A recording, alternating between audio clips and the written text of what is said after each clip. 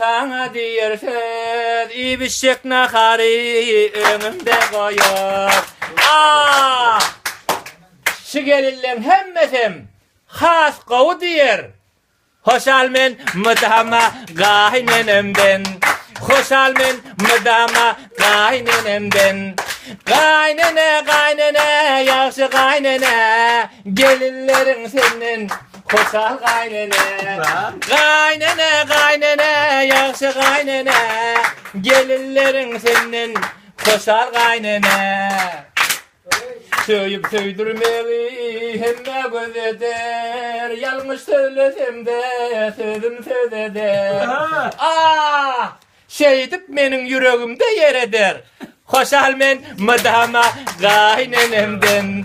Hoşal men mıdama gaynenemden.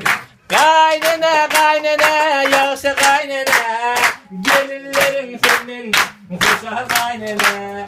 Gaynene gaynene yaxşı gaynene, gelinlerin senin hoşal gaynene.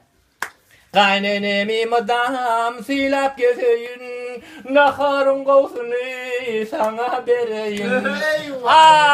Gerek bolsa şirin canım bereyin. Hoşal men madama gaynenemden. Hoşal men madama gaynenemden.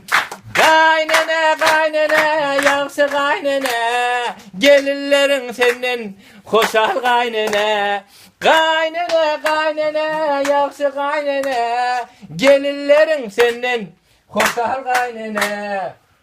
Artık çoğluğuna kuvanıp yörsün, bahtiyar zamanan izzetin görsün. Gelinlerinin barın bir denge görsün. Hoşal men mıdama gaynenemden.